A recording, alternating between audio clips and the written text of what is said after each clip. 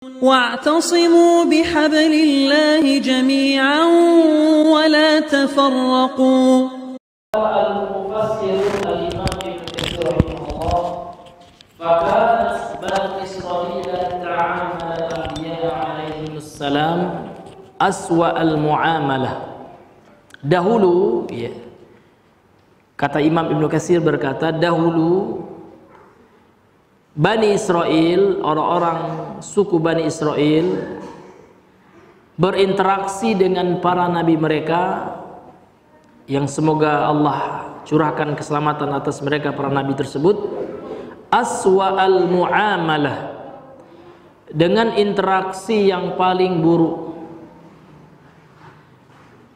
Jadi Imam Ibnu Katsir menjelaskan kepada kita dari teks perkataan beliau ini, dari original teks dari perkataan beliau ini, bahwasanya beliau menggambarkan kepada kita tentang karakter, tentang etika Bani Israel. Bagaimana etikanya aswa al muamalah di sini. Aswa itu Pak bentuk perbandingan yang paling ya, yang paling buruk. Tidak ada yang melebihinya lagi gitu ya. Kalau su'un ya itu artinya buruk, tapi kalau aswa itu yang terburuk. Begitulah karakter orang Bani Israel. Jadi mereka tidak memiliki adab, kurang adabnya. Kalau kepada Nabi saja mereka kurang beradab, apalagi kepada yang selain Nabi, yang di bawah Nabi kedudukannya. Dan banyak ayat-ayat dalam Al-Quran, diantara contohnya Pak, kurang adabnya Bani Israel ketika meminta Nabi Musa, menyuruh Nabi Musa untuk meminta Allah menampakkan wujud di dunia. Sebagaimana dalam ayat yang sebelumnya ya, lan nu'mina laka, kata Bani Israel, kami tidak akan sekali-kali beriman kepada engkau wahai Musa, hatta narallaha jahrah, sampai kami melihat dengan mata kepala kami Allah, sampai Allah itu kami lihat secara wujud ya, secara fisikal, secara materi, sehingga seketika itu mereka Allah matikan gitu. Ya, Allah sambar mereka dengan petir, Allah matikan mereka. Nah, ini diantara bentuk adab yang buruk dari Bani Israel. Fa fariqan yukadzibun. Di sini didahulukan objeknya. Fariqan ini objek. Subjek dan predikatnya yukadzibun ini. Yukadzibun ini fi'il mudhari' ya, mansubun bil waw gitu ya, bisubutin nun, dengan adanya huruf nun itu ya, karena dalam gramatikal bahasa Arab yukadzibun ini termasuk al af'al al khamsah namanya, 5 fi'il gitu ya. Jadi mana fa'ilnya ini waw di sini ya, mereka, artinya mereka membunuh fariqan gitu ya. Jadi didahulukan objeknya. Ini menunjukkan sikap ya orang-orang Bani Israel tersebut, bagaimana mereka itu mendustakan ya sekelompok rasul yang telah diutus kepada mereka. Fa fariqan yukadzibuna, artinya yukadzibuna fariqan minal anbiya, mereka mendustakan ya para rasul. Wa fariqan yukadzibunahu wa yaqtulunahu, dan tidak hanya didustakan, bahkan wa yaqtulunahu, kata beliau, mereka orang-orang Bani Israel bahkan membunuh para rasul. Ini luar biasanya sifat Bani Israel yang sangat melampaui batas. Nah, sehingga ya pada hari ini kalau kita lihat kelakuan ya orang-orang Yahudi ya, yang memang secara nasab masih terhubung dengan Bani Israel yang kafir di zaman dahulu, memang seperti itu. Maka tidak heran lagi kita bagaimana mereka membunuh anak-anak di Palestina, ya, merampas tanah orang Palestina, karena memang itulah sifat karakter orang-orang Bani Israel. Memang semenjak dahulu begitulah karakter mereka yang sangat buruk. Jangankan kepada manusia biasa, kepada manusia pilihan Allah saja, kepada para anbiya dan para rasul saja mereka dustakan, mereka sakiti, bahkan sampai kepada taraf mereka bunuh, mereka binasakan. Ini luar biasanya, Pak, karakter buruk orang-orang Bani Israel. Jadi kenapa ya Allah, ini diantara hikmah nih Pak ya, hikmah Allah menceritakan Bani Israel ya, supaya kita tidak mengikuti tingkah laku mereka. Di zaman Rasul Pak, Bani Israel itu suka mencukur jenggot. Nah, sampai-sampai itu asbabul wurud daripada hadis ya. Nabi mengatakan khaliful yahud wan nasara. Selisihilah ya, jangan ikuti, jangan serupai orang-orang Nasrani dan Yahudi. Ya gitu. Maka Nabi mengatakan wa'ful liha ya, biarkan jenggot. Karena memang orang-orang Yahudi di zaman itu ya, mereka mencukur jenggot. Sampai begitunya Nabi menyuruh kita menyelisih orang-orang Yahudi, karena memang luar biasa Pak ya, tingkah laku mereka luar biasa. Sampai sebagian mereka ada yang Allah rubah menjadi kera. Itu disebutkan dalam ayat yang sebelumnya, kirodatan khasi'in gitu. Allah berikan siksaan, Allah berikan ganjaran langsung di dunia sebelum di akhirat yang sangat lebih besar lagi kan gitu. Karena memang luar biasa ya orang-orang Bani Israel ini, tingkah laku mereka, etika mereka yang sangat buruk ya, akhlak mereka yang sangat tercela.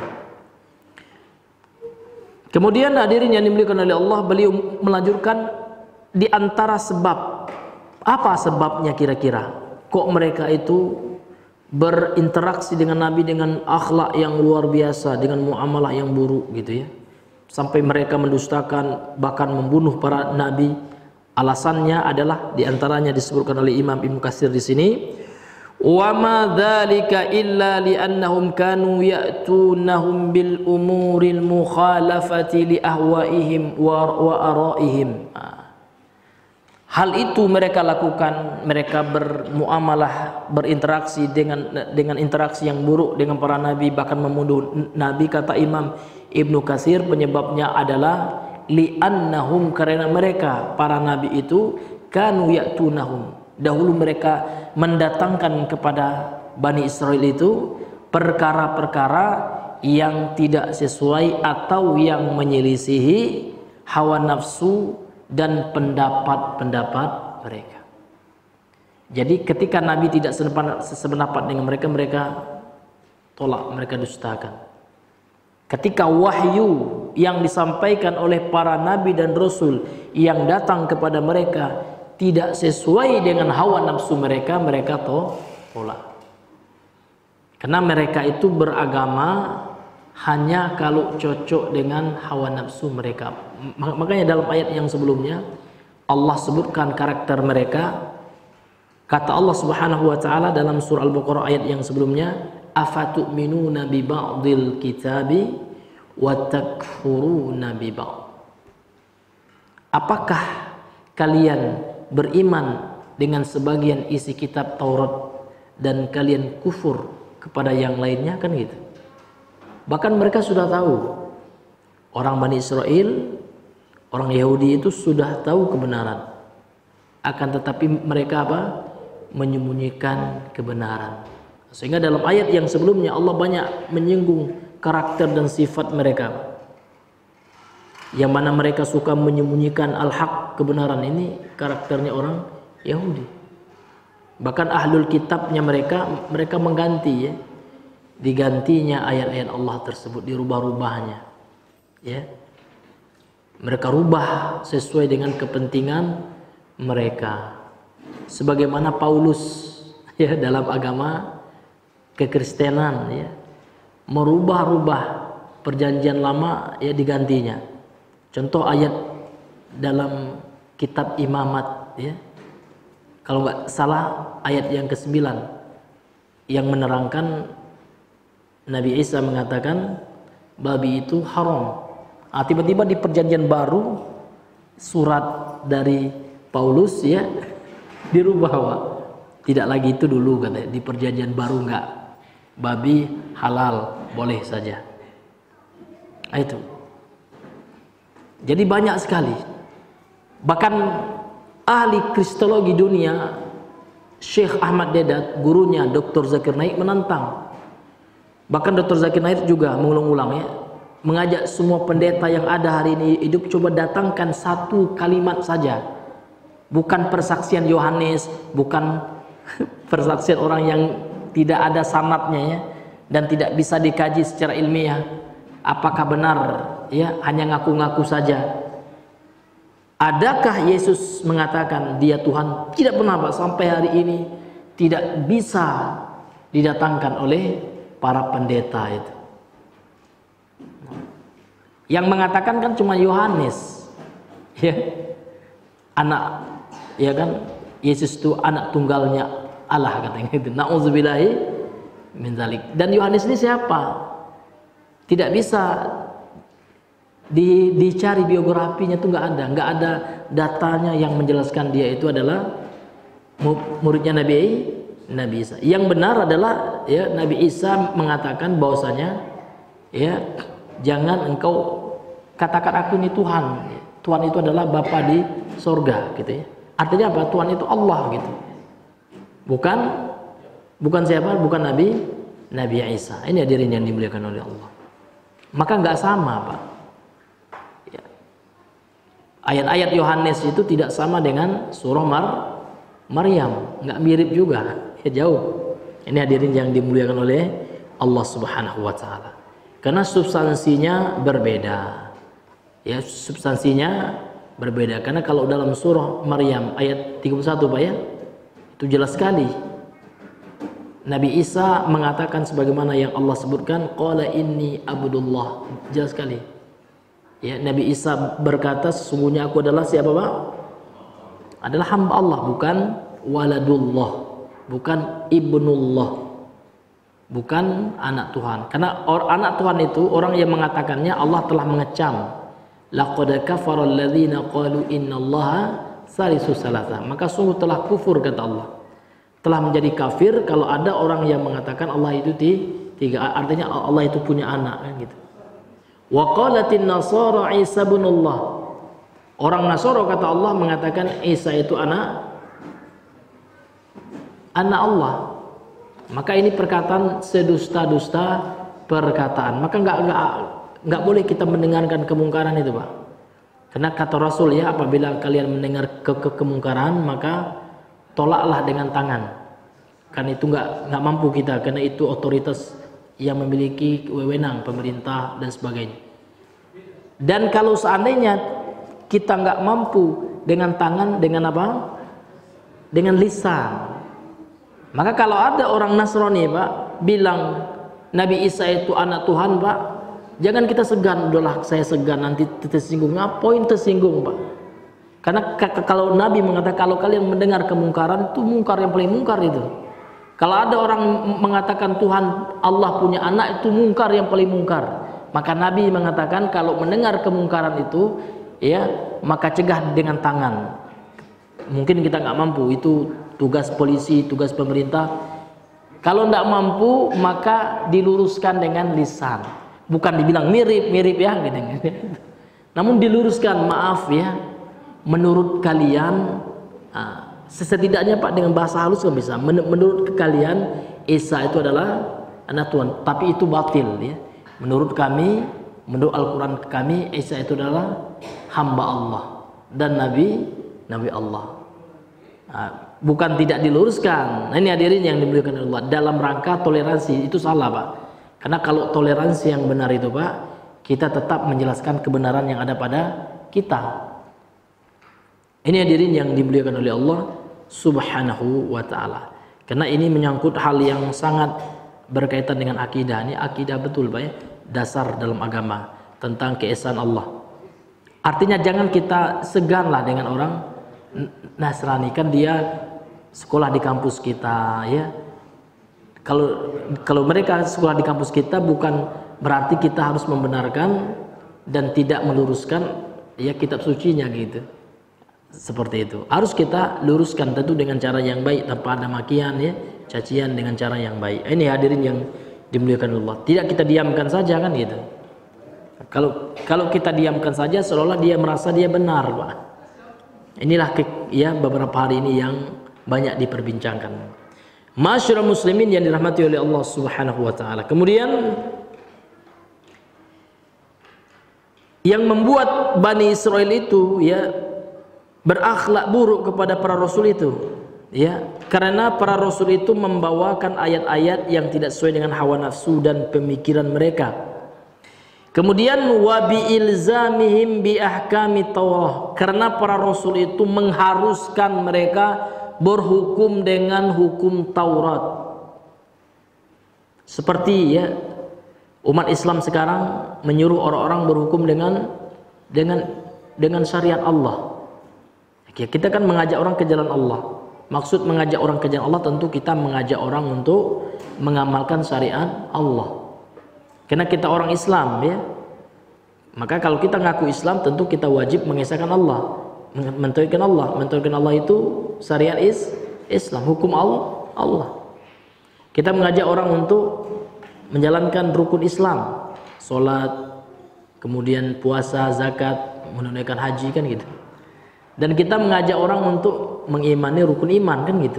Ini adalah bagian dari syariat Allah. Nah, orang-orang Bani Israel nggak mau, Pak. Hukum Taurat itu bertentangan dengan adat istiadat mereka, misalkan. Mereka tolak itu. Atau bertentangan dengan hawa nafsu mereka. Sesuatu yang menyenangkan perut mereka gitu ya. Nah, ini datang hukum Taurat nggak boleh, itu haram. Misalkan riba. Karena riba ini Pak, ini sebenarnya telah diharamkan dalam seluruh kitab suci Allah. Bahkan kitab-kitab suci yang terlebih dahulu ya tetap tidak memperbolehkan riba. Hatta Taurat saja. Nah, ini hadirin yang dimuliakan oleh Allah. Sehingga orang Yahudi nggak memakai ya ayat-ayat yang melarang sesuatu yang telah menjadi kegemaran kesukaan mereka. Nah, ini hadirin yang dimuliakan oleh Allah Subhanahu wa taala. Enggak mereka pakai. Tapi kalau ada ayat-ayat yang menguntungkan untuk mereka itu ini mantap. Ini yes, ini ayat ini ya. Bisa dipakai ini. Nah, jadi mereka itu ya tidak sami'na wa ata'na. Namun mereka itu sami'na wa asayna kan gitu. Kami dengar namun kami durhakai. Tidak kami patuhi. Tapi kalau umat Nabi Muhammad sami'na wa ata'na. Kami dengar dan kami taati. Qad tasarrafu fi mukhalafatiha. Karena mereka ya telah terbiasa melakukan hal-hal yang menyelisih hukum dari kitab suci mereka. Jadi mereka telah melakukan hal-hal yang bertentangan dengan kitab suci mereka. Begitulah keadaan orang-orang Bani Israel. Ketika Allah menjelaskan tentang keadaan mereka, tujuan Allah adalah supaya kita tidak ya mengikuti mereka. Dan banyak sekarang Pak ya umat Islam ya Pak ya. Namun ya sebahagiannya ada yang mengikuti kebiasaan mereka. Contoh di kampung saya lah Pak ya. Gak usah jauh-jauh di kampung orang. Dalam falsafah adat kampung saya ya adat bersandi syarak bersandi kitabullah. Namun ternyata banyak yang ditetapkan adat terkadang tidak bersandi dengan kitabullah. Contoh larangan nikah sasuku. Apa-apaan ini gitu ya. Iya boleh aja. Tapi kalau di kampung saya aib betul Pak. Kalau saya suku Sekumbang misalnya menikah dengan orang Sekumbang walaupun Sekumbangnya beda kabupaten Iya, ini Sekumbang pesisir nikah dengan Sekumbang di Batu Sangkar, nggak boleh katanya. Sesukuma katanya, nggak boleh. Ini tentu ya tidak mencerminkan adat, Pak. Karena kalau adat mengatakan teori dari adat yang telah disepakati, Pak, itu kan disepakati ketika ini ya di Bukit Marapalam, ya, di Lintau, Pak. Dalam sejarahnya seperti itu, ketika terjadi sulh ya, terjadi perdamaian antara kaum Paderi yang dipimpin oleh Tuanku Imam Bonjol dengan kaum adat. Ketika itu mereka bersatu, mereka tahu ya Belanda memecah belah mereka, mengadu domba mereka, ujung-ujungnya Belanda ingin menguasai tanah Minang gitu ya. Nah, sehingga ketika lahir kesadaran itu sepakat mereka ya untuk mendamaikan kaum agama dengan kaum adat, dibuatlah falsafah itu, disepakati. Itu ditangani lupa saya tahun berapa, tapi di Bukit Marapalam namanya, di Lintau kalau nggak salah, itu bisa di Google, Pak. Jadi hasil kesepakatannya, Pak, bahwasanya adat Minang ini mesti harus sesuai dengan syarat, dengan agama, syariat. Dan syariat itu mesti sesuai dengan Al-Qur'an, gitu ya. Karena Al-Qur'an sebagai sumber dasar hukum Islam. Nah, ini hadirin yang dimuliakan oleh Allah. Namun ternyata masih banyak adat-adat yang tidak sesuai dengan syarat. Ya, contoh itu, Pak ya, larangan kawin sesuku. Atau ya di Pariaman, Pak ya, wanita membeli yang perempuan, yang laki-laki salah, Pak ya. Enak nian yang laki-laki, Pak ya. Iya. Namun konsekuensinya ternyata lebih parah lagi, Pak. Kalau seandainya terjadi perceraian, nah yang lakinya cuman bawa ya celana dalam aja, semua ditinggalkan. Ya padahal nggak ada istilah harta gono gini, Pak ya. Kalau di negeri itu wallah alam bisawab, apakah masih seperti itu, tapi nggak tahu lah, Pak ya. Tentu orang Pariaman yang lebih tahu, Pak ya. Iya. Ini, Pak ya, yang dimuliakan oleh Allah. Maka sifat-sifat yang seperti itu, Pak, itu harus kita jauhi gitu. Kenapa, Pak? Karena ini ya menyerupai orang-orang Bani Israel ya. Apalagi yang marah, Pak. Ada juga orang yang fanatik adat, yaitu marah ya. Kalau kita luruskan, boleh Pak nikah sesuku, marah sama kita. Ya, kadang kita nggak disapunya lagi, Pak ya. Kita lihat melengahnya, Pak. Iya. Datuk-datuk itu, Pak, yang fanatik adat itu, terkadang kita luruskan, marah mereka. Itu dikhawatirkan menyerupai siapa, Pak? Bani Israel ini ya. Karena mereka sangat marah ketika ada hukum Taurat yang bertentangan dengan kebiasaan mereka. Ini hadirin yang dimuliakan oleh Allah. Inilah pelajaran yang kita ambil supaya kita tidak menyerupai orang-orang Bani Israel ini.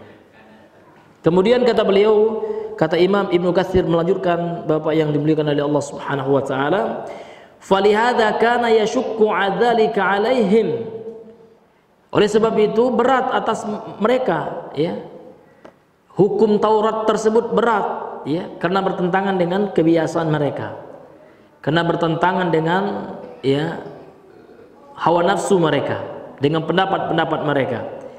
Karena yashukku dzalika alaihim, berat hal itu atas mereka.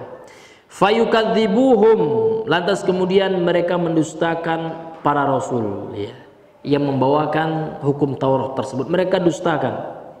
Wa rubbama qatalu ba'dahum, dan terkadang mereka membunuh sebagian para rasul tersebut. Nauzubillah min dzalik. Jadi sampai kepada taraf ya mereka membunuh para rasul. Begitulah kekejaman, keberingasan ya, intoleran yang sebenarnya nih, Pak. Radikal yang sebenarnya itu Bani Israel, atau yang sekarang cicitnya orang Zionis itu, Yahudi Zionis. Karena nggak semua Yahudi juga, Pak ya. Ada juga Yahudi yang tidak ya, yang tidak melakukan kekejaman seperti Zionis ya. Karena Zionis ini Pak, mereka dari Yahudi namun menghalalkan darah selain Yahudi, dan mereka ingin punya misi untuk meyahudikan dunia ini. Jadi dunia ini di bawah kekuasaan mereka aja. Jadi mereka itu ada motif politik juga. Freemason itu kan. Jadi ada ini mereka tuh, ada konspirasi mereka itu. Ini hadirin yang dimuliakan oleh Allah Subhanahu wa taala. Maka kita sebagai umat Islam harus juga berlaku adil. Memang ada Yahudi yang tidak memerangi kita. Kalau Yahudi yang tidak memerangi, nggak boleh kita perangi, Pak. Nah, jadi umat Islam itu, Pak, luar biasa agama Islam ini. Jadi sampai orang kafir itu nggak semua boleh kita sakiti. Bahkan ya sering kami sampaikan, sering kami ulang-ulang, Pak ya, hadis Nabi dalam Sahih Al-Bukhari itu, bahwasanya Rasul mengatakan man qatala ya muahadan lam yajid rihal jannah. Ini hadisnya sahih, bisa dicek dalam Sahih Al-Bukhari dan lain-lain. Nabi menegaskan, mengecam barang siapa yang membunuh orang kafir yang tidak memerangi kita, orang kafir yang mengadakan perdamaian dengan kita. Kalau kita bunuh juga, maka Rasul mengatakan diancam tidak akan mencium bau surga. Apalagi membunuh orang Islam, Pak. Bunuh orang kafir saja dalam agama kita haram. Kecuali orang kafir yang membunuh kita, memerangi kita. Apalagi membunuh orang muslim. Tentu ini sangat tidak dibenarkan dalam agama kita. Kemudian Bapak Ibu yang dirahmati oleh Allah, beliau melanjutkan walihada qala ta'ala, oleh karena itu Allah taala berfirman, lanjutan ya, dalam surah Al-Baqarah ayat 87 ini Allah Subhanahu wa taala berfirman dalam penggalan terakhirnya, afakullama ja'akum rasulun bima la tahwa anfusukum mustakbartum fa fariqan kadzdzabtum wa fariqan taqtulun. Apakah setiap kali datang kepada kalian seorang rasul yang tidak sesuai dengan hawa nafsu kalian, lantas kemudian kalian menyombongkan diri kepada rasul itu, kalian mendustakannya? Fariqan kadzdzabtum, sebagian sekelompok dari rasul itu kalian dustakan, wa fariqan taqtulun, dan sekelompok kalian bunuh. Di antara nabi yang dibunuh itu Nabi Zakaria, Pak ya, yang dibunuh oleh Bani Israel. Na'udzubillahi min dzalik. Luar biasa, Pak. Kekerasan luar biasa. Kekerasan verbal dan fisik. Tidak hanya mereka mencela, namun juga sampai kepada tindakan pembunuhan. Ini luar biasa. Kemudian dalam ayat ini, Pak, Allah Subhanahu wa taala tadi menyifati Nabi Isa, wa ayyadnahu bi ruhil qudus. Allah mengatakan kami ya telah menguatkan Nabi Isa itu dengan Roh Kudus. Bi ruhil qudus. Apa yang dimaksud dengan Ruh Al-Qudus itu? Maka berkata Imam Ibnu Katsir, wa ruhul qudsi, Ruh Kudus itu adalah huwa Jibrilu, dia adalah malaikat Jibril. Jadi nama lain dari malaikat Jibril itu adalah siapa, Pak? Ruhul Kudus. Jadi kalau Bapak ditanya apa yang dimaksud dengan Ruhul Kudus, yaitu malaikat Jibril. Kama nassa alaihi Ibnu Mas'udin, sebagaimana yang telah ditetapkan makna ini, tafsir ini oleh Abdullah bin Mas'ud, sahabat Nabi. Tentu sahabat Nabi ini, Pak, sanadnya bersambung kepada Nabi. Tidak mungkin dia asal tafsir ya. Pasti dia telah mendengar dari Nabi. Ini, Pak. Fi tafsiri hadhil ayati, pada tafsir ayat ini.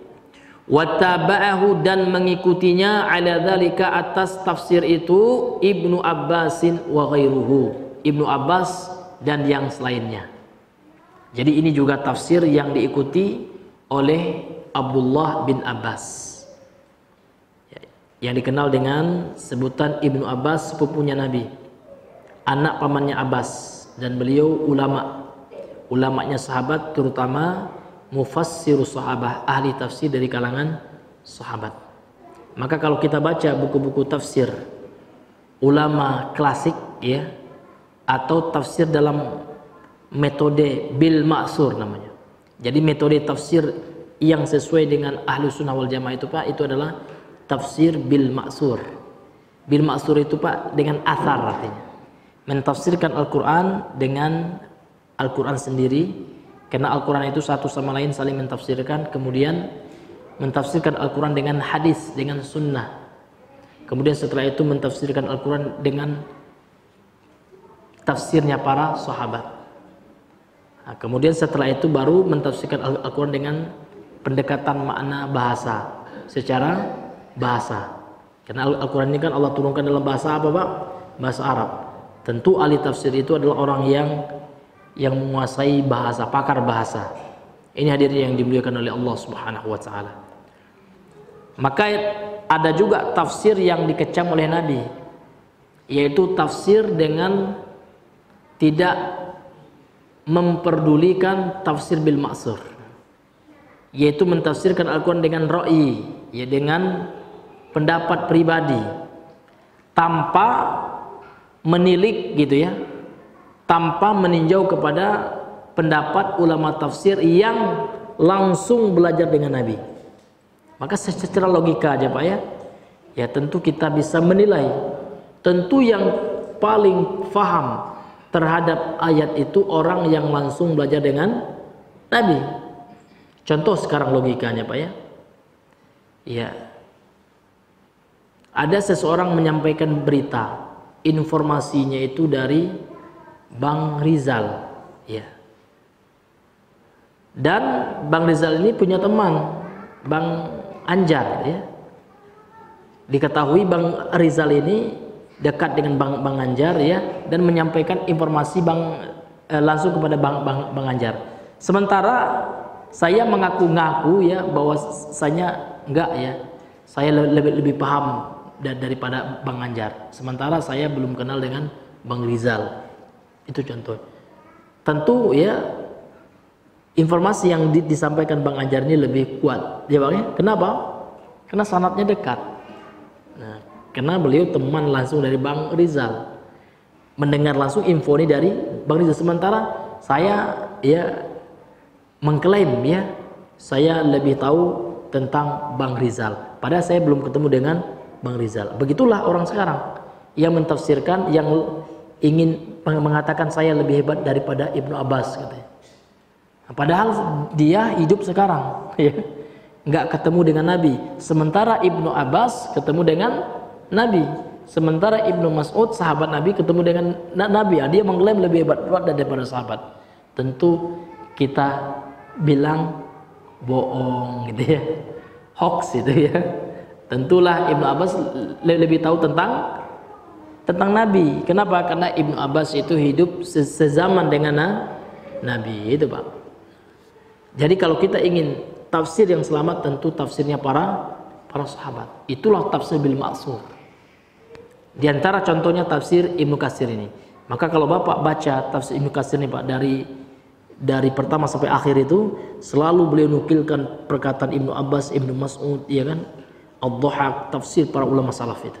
Kenapa? Karena mereka itu lebih dekat ke masa Nabi, yang mana Nabi tentu orang yang paling faham tentang tafsir Al-Quran. Nabi yang paling faham. Makanya kita menolak tafsir ya seperti orang-orang yang Mu'tazilah, yang terpengaruh juga Asy'ariyah ya. Mereka mentafsirkan istiwanya Allah dengan istaula, dengan menguasai. Maka pertanyaan kita, adakah gitu ya? Adakah Rasulullah yang lebih paham tentang ayat itu? Surah Thaha ayat 6 itu ya. Ar-Rahmanu 'alal 'arsy istawa itu. Tentu Nabi yang lebih paham. Namun Nabi tidak pernah mentafsirkan itu dengan menguasai. Ya gitu ya. Namun orang-orang yang jauh hidup setelah Nabi ya berani mentafsirkan, sehingga ditolak ya oleh para ulama. Yang nolaknya bukan kita sekarang ini Pak, kita hanya menyampaikan saja, menyampaikan data saja kan gitu. Yang menolak tafsir seperti itu siapa Pak? Para ulama dahulu juga, diantaranya Imam Abu Hanifah. Beliau yang paling menolak itu, sebagaimana dalam kitab beliau Al-Fiqhul Akbar, fikih besar tentang akidah. Ini hadirin yang dimuliakan oleh Allah Subhanahu wa ta'ala. Masuk waktu Pak? Belum? Iya. Baik, kemudian kita lanjutkan. Ma'a qaulihi ta'ala, sebagaimana firman Allah Subhanahu wa ta'ala. Jadi Ibnu Mas'ud mengatakan bahwa Ruhul Qudus itu artinya tafsirnya apa? Tadi Bang?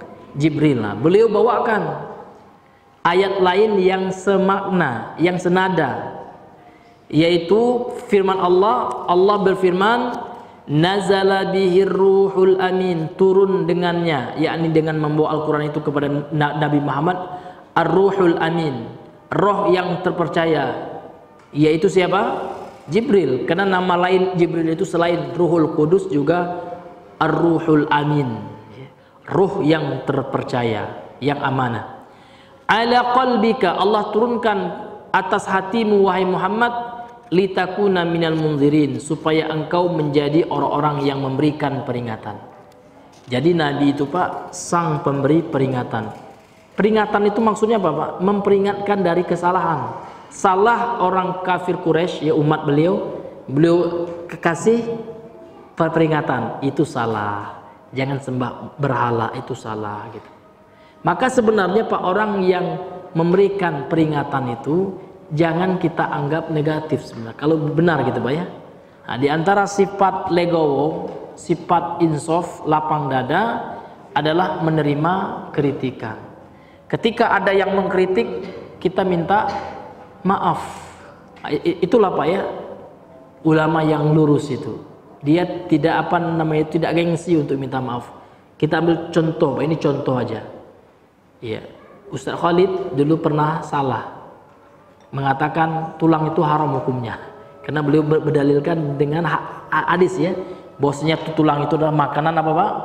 Jin. Itu dikritik langsung oleh Ustaz Firanda, nggak ada itu gitu ya. Ya, tidak setiap makanan jin itu nggak boleh kita makan gitu. Ya kalau jin itu makanannya halal gitu ya, boleh. Dan tulang itu halal kecuali tulang tulang B1 ya lah. Tapi kalau itu adalah tulang kerbau, halal. Selagi kita mampu makan, Pak. Kalau nggak mampu jangan, Pak ya. Lata sakit lo dimuli, Pak ya. Berdarah makan itu jangan. Tapi kalau tulangnya empuk, apalagi sekarang ada presto ya. Diingatkan Pak, dikoreksi oleh Ustaz Firanda. Hanya apa? Ustaz Khalid minta maaf, ya saya salah kata beliau. Jadi beliau klarifikasi. Ya gitu. Ya tidak akan menjadi beliau terhina gitu. Biasa aja. Karena setiap manusia itu selain Nabi Pak pasti keliru. Nah, makanya Nabi mengatakan anak Adam itu pada dasarnya banyak salahnya. Namun sebaik-baik orang yang bersalah adalah orang yang mengakui kesalahannya, bukan orang yang selalu mencari pembenaran gitu ya. Seolah anti kritik, itu yang kurang suka ya, kurang benar gitu ya. Kurang kita sukai seperti itu. Siapapun ya salah dikritik. Bahkan ulama pun sekalipun ya. Bahkan Imam Syafi'i saja Pak, ini luar biasa Imam Syafi'i. Karena Imam Syafi'i ini Pak, beliau sudah mencapai mujtahid mutlak namanya. Amat sedikit di zaman beliau yang mencapai, di zaman sekarang nggak ada lagi ya, yang mencapai derajat seperti Imam Syafi'i. Apa kata Imam Syafi'i ini luar biasa. Apabila kalian idza ra'aitahum, ya apabila kalian melihat ada pendapatku yang menyelisih Al-Quran dan Sunnah, lempar kata beliau. Iya, lempar ke balik dinding ini. Dan apabila kalian lihat ada hadis yang sahih dan menyelisih pendapatku, maka sesungguhnya mazhabku sesuai dengan hadis sahih itu. Ya, idza sahal hadisu fahuwa mazhabi kata beliau. Kalau ada hadis yang sahih, itulah mazhabku. Itu luar biasa Pak. Luar biasa Imam Syafi'i. Beliau saja ya sudah luar biasa lah ilmunya ya, masih insaf ya, masih menerima kritikan kan gitu. Kalau kalian lihat ada pendapatku yang salah kan gitu. Artinya apa? Ini ungkapan statement bahwasanya beliau menerima kritikan. Kalau aku salah ya ingatkan ya. Bahkan sampai buang pendapatku kan luar biasa gitu ya. Nah, ini tidak seperti sebagian manusia hari ini Pak ya. Dikritik ya malah menyalahkan yang mengkritik. Kalau kritikan yang benar kita bersyukur gitu Pak ya. Kita berterima kasih. Karena masih ada orang yang mengingatkan kita gitu. Karena tanda cinta kita kepada seseorang itu ketika dia salah kita ingatkan. Itu Pak. Seperti seorang orang tua ya. Kalau orang tua yang betul sayang sama anaknya, kalau anaknya salah dia tegur. Tapi kalau anaknya merokok dibiarkan saja sama orang tua, lantak lah ya, nak merokok, nak narkoba, lantak gono. Berarti orang tuanya sudah tidak sayang gitu. Tapi kalau kita lihat ada saudara kita keliru, kita ingatkan Pak ya, tentu kita ikhlaskan niat ya. Maka itu bukti kita masih mencintai beliau. Karena beliau adalah saudara kita wajib mencintai beliau, kan seperti itu. Ini Pak ya, wallahu taala a'lam bishawab. Karena mengingat waktu, mungkin kita cukupkan sampai di sini pembahasan kita pada malam hari ini. Mudah-mudahan yang sedikit ini bisa bermanfaat, terutama bagi kami yang menyampaikan. Kemudian bagi Bapak Ibu ya, para ikhwan akhwat sekalian yang hadir di masjid ini, mudah-mudahan ini bisa kita amalkan bersama-sama. Semua yang benar itu tentu datang dari Allah Subhanahu wa taala. Kalau ada yang salah, khilaf, keliru, ya ini datang dari pribadi kami, dan kami siap untuk menerima kritikan, masukan dari para ikhwah sekalian. Subhanakallahumma bihamdika asyhadu an la ilaha illa anta astaghfiruka wa atubu ilaik. Assalamualaikum warahmatullahi wabarakatuh.